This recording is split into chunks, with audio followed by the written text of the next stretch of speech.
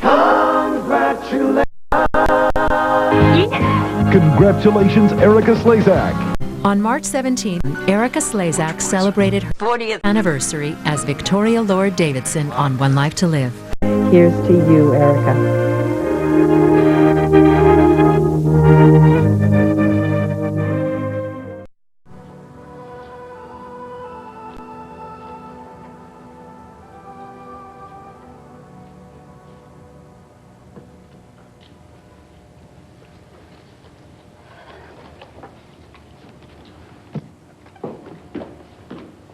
Ah, there you are. Oh, Clint. How do you feel?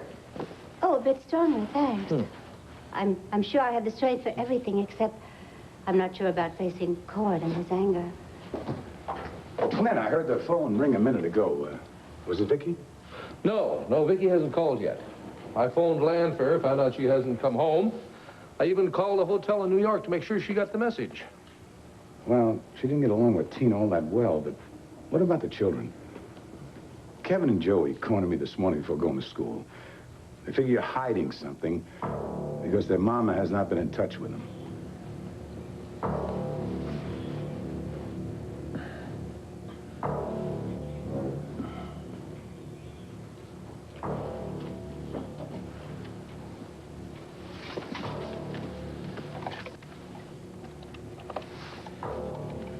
Doctor, she's awake. Vicki? Tom, what am I doing here? We were supposed to go home to Longview. Well, honey, we never made it out of the hospital. You fainted. Oh, no. Yes, it was yesterday afternoon. You've been unconscious ever since.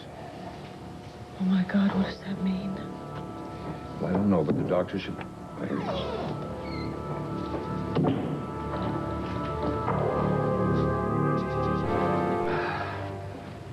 Clint, this behavior is so unlike Vicki. Is it possible that something could be wrong? Like what, for instance? I agree, son. All right, Vicki's in New York with Tom Dennison, okay, but why can't she call her kids? How about guilt? Sounds logical to me. Thank you.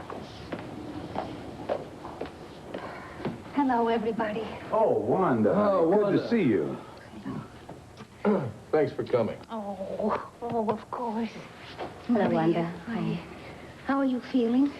Well, the pain has subsided quite a bit. I think it's just a matter of believing I can't move around a whole lot. Maria, it might be a nice idea if you go upstairs and lay down until the service starts. Well, thank you for your concern, Asa, but I think I'll be fine just sitting here. And how is Cordero?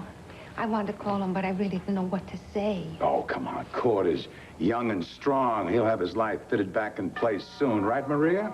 Yes, I certainly hope so. And Asa, I've been thinking about your loss, that you would have been a great-grandfather. Clint and Maria would have been grandparents. Yes, but I'll tell you something. Old Cord's gonna have about a dozen kids before he's done. Pamela! Hi, Clint. I'm touched as you come at such a tragic time. I know, I just woke up this morning and it just all of a sudden hit me. I mean, Tina's dead. I mean, she had so much life in her, and then all of a sudden she was just dead. Yes, and I lost my first great-grandchild. I don't know whether I'm going to live long enough to ever see another one. Oh, I think you will. Only the good die young, you know. Pete. Clint, Maria, Wanda. Who invited you to this memorial shindig? Asa, please stop. You seem to have forgotten that I was Tina's only friend in this town for a long time after she was accused of killing Harry. Oh, I remember when this Mitch Lawrence was in our lives. But that friendship cooled. If you're so fond of Tina O'Neill, why don't you have your own memorial? Oh, Hypocrite. Will you... You couldn't stand her, and here you are holding the memorial Please service. stop this absurd bickering. A young woman's life has been snuffed out. Please. I agree, Wanda. But we weren't really talking about Tina, were we, Asa? Excuse me, both of you, please. How are you? Are you recovering? Yes, thank you. Oh, good. Clint, when is Vicki coming? I don't know. I'm not sure that she cares. But you did tell her, right? Oh, yeah, but I'm not sure that it matters that much to her. Tom told me that I blacked out before I even left the hospital. I'm afraid so. As I explained yesterday, such blackouts mean your aneurysm is leaking, and leaking badly. A rupture is imminent, Mrs. Buchanan. Does that mean I have to have the operation immediately? Just as quickly as you can put your affairs in order, and I suggest that not take more than 1 day. Well, I've already lost last night and half of today. Today is Tina's memorial. Did you call Clint? No, I didn't know what you wanted to do about that, Vicki, but we can call him now if you like. Well, what about a plane? Could we make it home in time? Mrs. Buchanan, I must advise against your leaving the hospital. But, Dr. Graham, I have to get home. I have things to take care of. I can't possibly take care of them from here. But I can't have you rushing about and becoming more anxious. I would be even more anxious if I had to stay here, please. Doctor, I'll make sure she doesn't overdo it. Very well. I will see that you're discharged, but at the first sign of fatigue, you must rest. Yes, I will. I promise you. I'll make flight reservations. Oh, Dr. Graham, this blackout, what does it mean in terms of the surgery? Does it mean that I would have an even greater chance of not making it? Yes, I'd like the first Your chances available are flight to good. Landview, So we repair Pennsylvania. the aneurysm before it ruptures. Again, its location is difficult, but I believe it can be reached and treated. Well, if it restores my memory, then it will certainly all have been worthwhile. And if I die, I think in a way it's a relief that the decision has been taken out of my hands now. I can't procrastinate. No. Let me go check on the availability of an operating room, and I'll get back to you. Thank you. And the arrival time, I have fine time. Vicki Buchanan, Tom Dennison. No, Dennison, that's correct. All right, thank you very much. Our flight leaves at 1 o'clock. Tom, I'm in such a fog now. Clint is going to be so angry with me because he hasn't heard from me and because I kept all this from him. I mean, did I use bad judgment again? Let's not think about that now, all right? You know, Vicki, this operation's going to be a success. You're going to get your memory back. I love you. I love you. And I want that for you so much. No matter what it means to us. Okay? I know. In my heart, I am certain that even if I do get my memory back, I will still love you. Yeah. Yeah, but maybe just as a brother-in-law. No. No, that's not possible. Yeah, well, we don't know that. Not now. Now, after the operation, well, until then, it's just conjecture, isn't it? So, look, you get dressed, we'll head for the airport. Well, I have to call Clint first. I have to tell him that I'm going to try and get home sometime during the service. Tom, I don't want to have the operation in New York. I want to be home. I want my children near me, and I want Larry to be there. Vicki, if that's what you want, that's the way it'll be, okay? We want to have you excited to... What about Dr. Graham? I mean, I'd like him to do the surgery. Do you think he'll agree to do it in Landview I Hospital? don't see why not when he knows your reasons. All right, I'll go and talk to him. Discuss it with him, all right? Tom, would you hold me just for a moment, please? Please? It's all sinking in. It's suddenly all sinking in.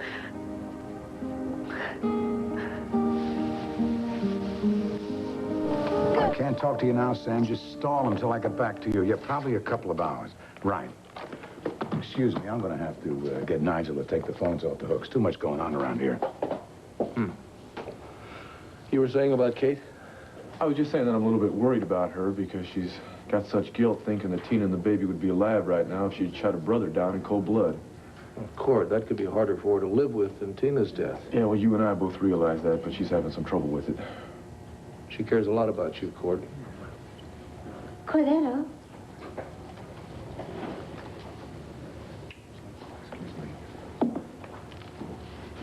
Well, aren't you going to say hello?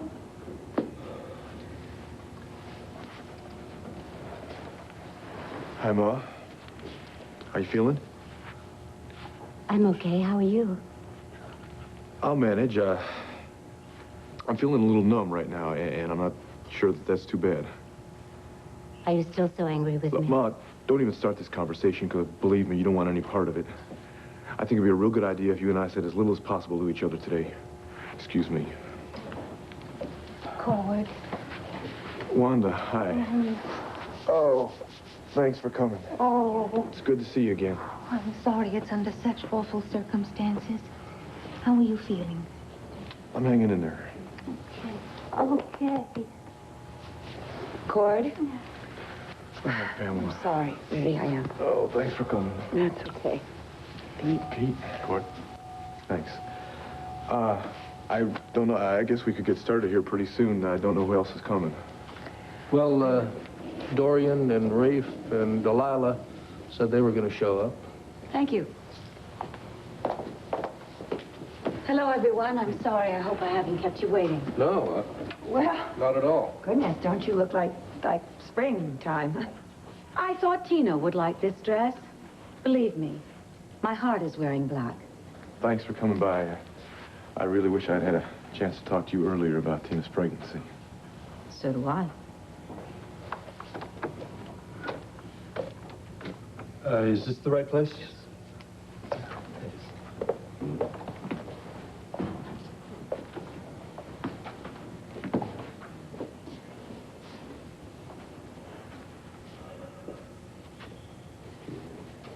Max. Oh, Max, please come in. Everybody, this is Max Holden. This is Court's father, Clint Buchanan, I'm Asa Buchanan, Clint's father. and Pam Buchanan. Ace's ex-wife, hi, Max. And this is Pete O'Neill, Lambview's newest and best police commissioner. You are the new what? What's the matter? You don't read the newspaper? Hello. I'm Wanda Volek. I'm Ace's cousin. Pleased to Hello. meet you, ma'am. Hello, I'm Dorian Lord. I understand that you were a good friend to Tina. I, for one, would like to tell you that I appreciate that. Thank you, Dory. Some people around here don't quite feel that way, but I'm grateful that you do.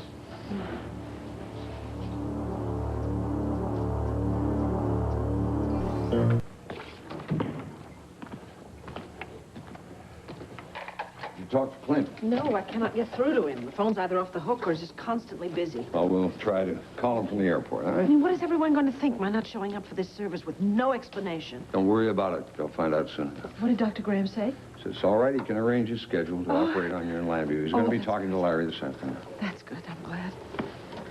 Tom, how do I prepare my children for the fact that I might die? How do I even begin to tell them something like that? Vicki, I think you should bring that up with Clint. Also, you should prepare the children for the possibility that you'll come out of this better than ever. No matter what I do or say, no matter how worked up I get, please hold on to that optimism, will you? You can bet on it. Let's go.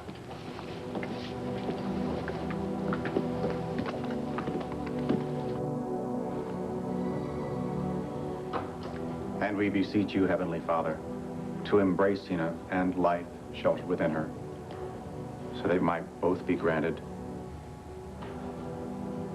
peace and comfort of your divine love.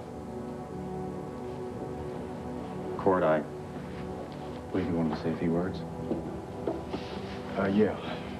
Thank you, River. This is one of the hardest things I've ever had to do for a number of reasons. You all know me. You know that Tina and I were separated when she died.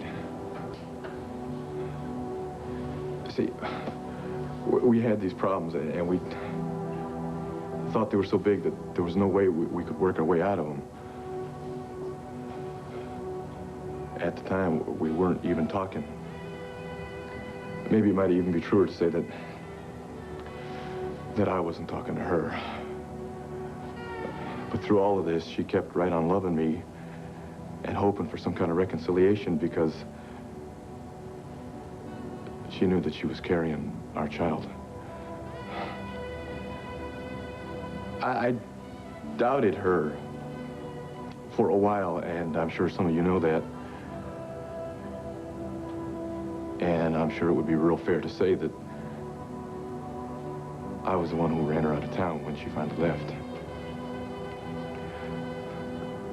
See, we had a few last minutes together, and I hope because of those minutes together that you didn't feel so alone or as rejected as you once had.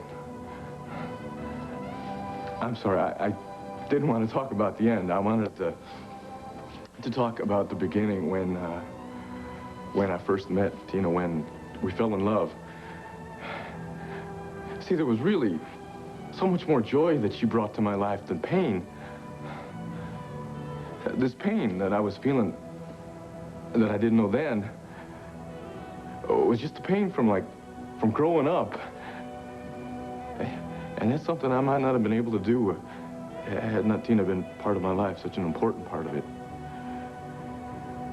And the love we shared, and the love she gave me back. Well, that's something that I'm always going to remember, and something I'm always going to cherish. I'm going to miss her. And I'm going to miss a little baby that she wanted so badly to give to me. And right now I'm praying that she knows all of these things. And I'm also praying that maybe now she can find the happiness that she's always looked for. Sure.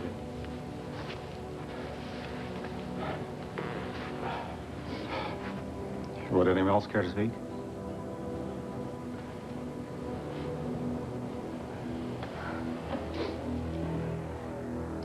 Yeah. I have something I want to say. I didn't know Tina for too long, but I did know her very well. Now, meeting you people, I've been able to put your faces with the names and the stories.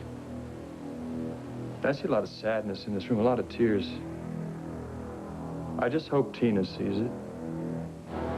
But I can't help but be angry. Because all she ever wanted was your love and your acceptance. Now, maybe she did it in a way that you don't approve of. But in her heart, you meant the whole world to her.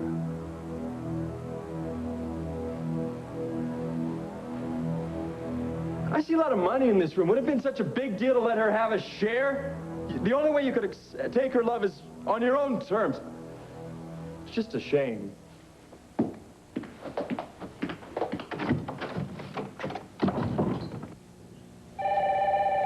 I guess Nigel hooked the phone up. I'll get it.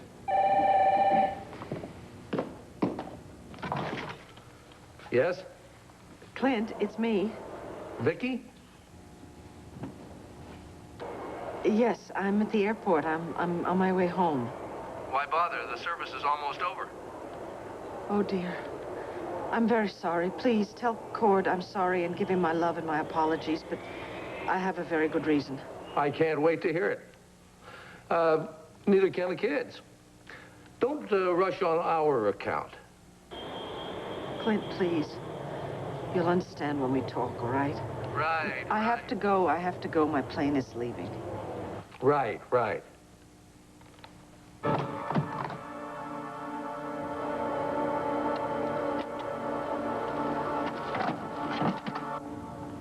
Who was that guy? He's the fellow that took Tina to Buenos Aires. He's got a lot of nerve. Now, where does he come off making those kind of judgments?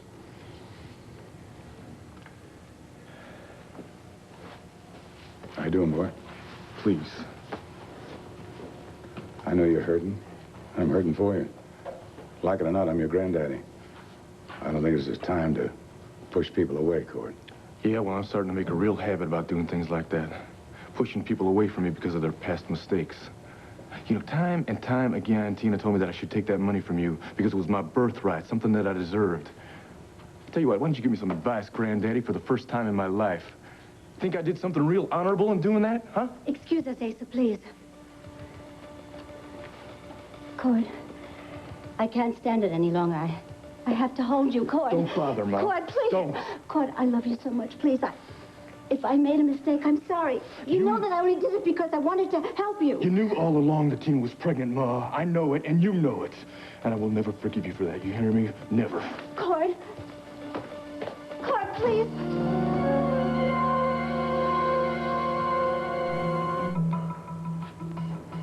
Isn't it wonderful to see you both? so touched by the memorial service for Tina? We were touched, especially by Cord's remarks. You have a funny way of showing it. Wait a minute, I don't remember seeing any big crocodile tears running down your cheeks. That's because I'm not a hypocrite. I didn't like the little lady that much, but at least I have the decency to respect the dead. I guess because Vicki couldn't make the service, you decided to strike while the iron was hot.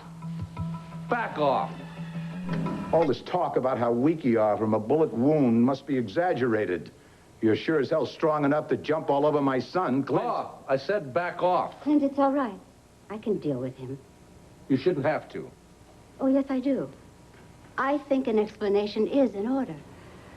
I don't need anything explained to me, honey. I know what I saw. That one-track mind of yours is always on the wrong track. If you had any decency in you, you would realize that Clint is a truly good friend. And when one is in need, one turns to their friends for support. Clint, the boys are asking a lot of questions about the memorial service. I think you should go upstairs and calm them down. No, Clint, I'll do it.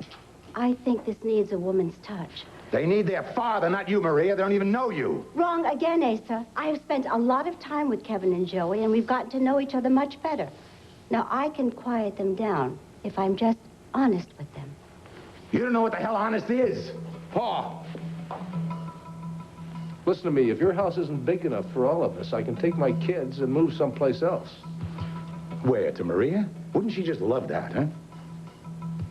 She almost died in Argentina taking a bullet that was meant for somebody else. She lost her unborn grandchild when Tina went over the falls. That's still not enough for you, is it?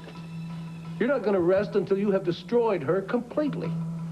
Now, if you would just take the blinders off and stop acting like a stubborn mule, you'll realize I'm trying to protect you. If you can get that into your thick head, or that woman will destroy you. I'll just thank the good Lord Cordero takes after you and not his devious lion mother. Maria is a warm, sweet woman, Pa. Maria is a parasite. As soon as her husband died, she tried to move in on you.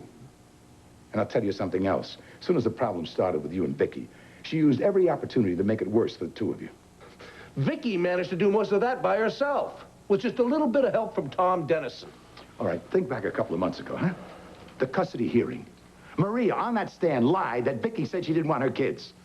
Now, I don't care how mad you get at Vicki. There's no way in hell Vicki's ever going to say such a thing.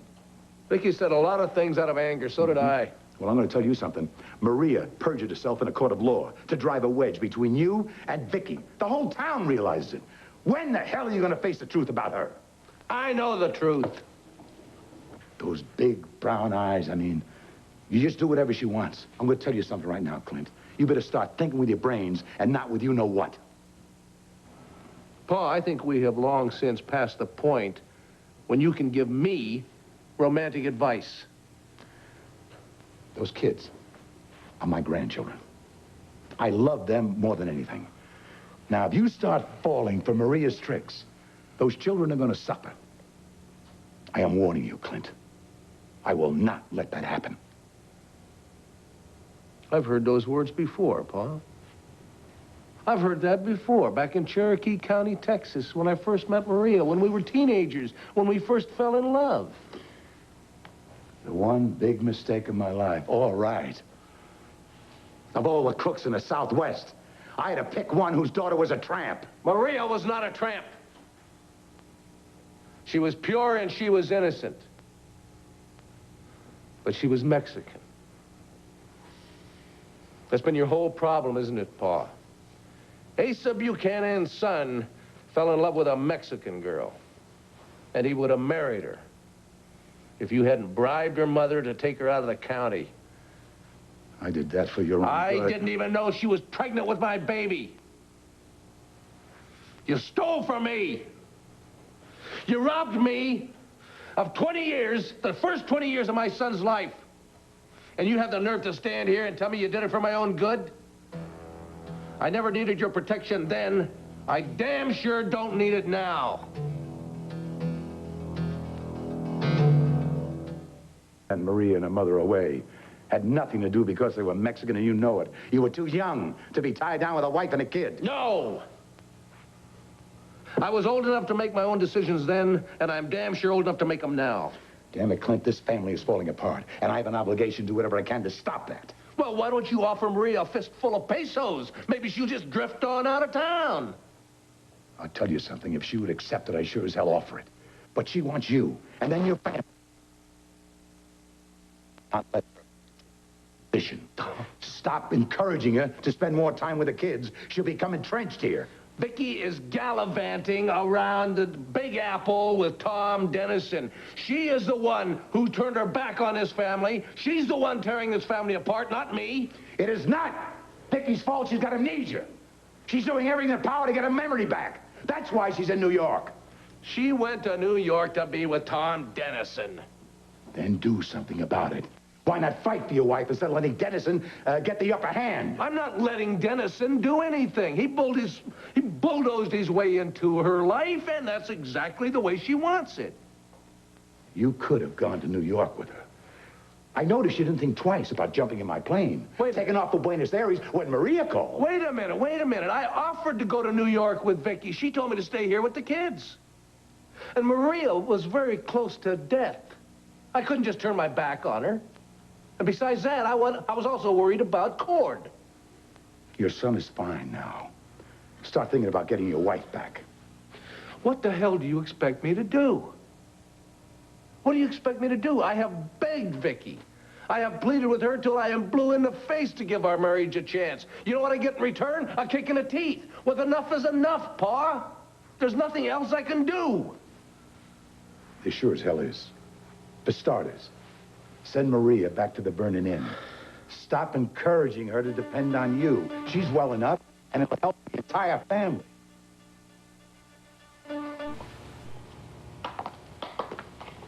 Clint? Oh, Maria, Kevin and Joey said you were taking a nap. Yes, I keep forgetting how little strength I have. Clint, did I answer their questions about the memorial service satisfactorily? Oh, I think it helped a lot. Yeah. Thank goodness. They are the sweetest and most sensitive children. You know, Joey is very much like Cord was at that age. Here, look at this. Oh. The ranch in Cherokee County. Where'd you find this? In the closet in the guest room. Certainly brings back a lot of memories. Yeah.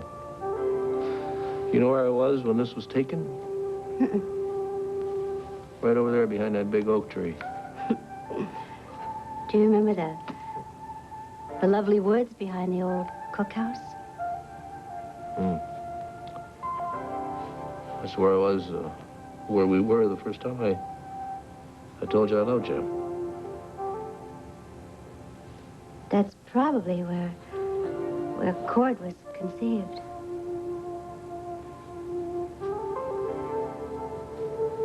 Probably. Bucky, can you ever forgive me for not telling you about the baby? Maria, I don't blame you. Makes me wonder what our lives might have been. Well, you found happiness with your husband, with Al. And he was a good man. He loved you. And he loved Cord. And I found Vicki. Yes, and now we've lost them. And we're alone again. We're not alone, Maria. No, we're not, are we? We have each other.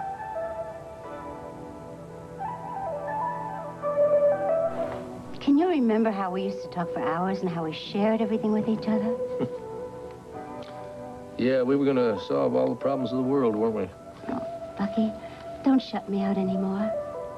I mean, I know that when you felt there was still hope for you and Vicki, it was probably wrong for you to confide in me, but things have changed now, and I want so much to help you. Well, things haven't really changed, Maria. But they have.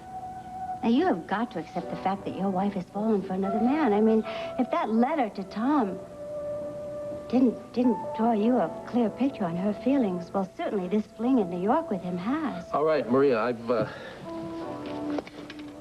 got the picture. At least intellectually, I've got the picture. Heart may not have come to grips with it yet, but it probably would have been easier if the judge had granted the divorce. But Vicki and I are still married. We are still legally bound together. And Vicki didn't hesitate to break those bonds. Obviously, that didn't mean very much to her. I guess all she cares about is her happiness with Tom. Oh. Do you know what I wish? I wish that I can step into a time capsule with you and get right back to Cherokee County. I would defy my mother and Asa, and I would tell you that I was carrying your child and we could get married and raise our son together. Oh, Bucky, wouldn't that be wonderful? To gain back all those years. Time machines are science fiction, Maria. Actually, we hold the key to our past right here. We have our son. We have each other. We've come full circle, Bucky.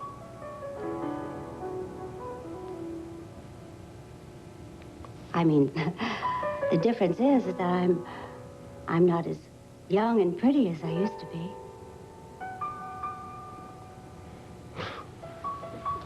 You're one of the most beautiful women I've ever known.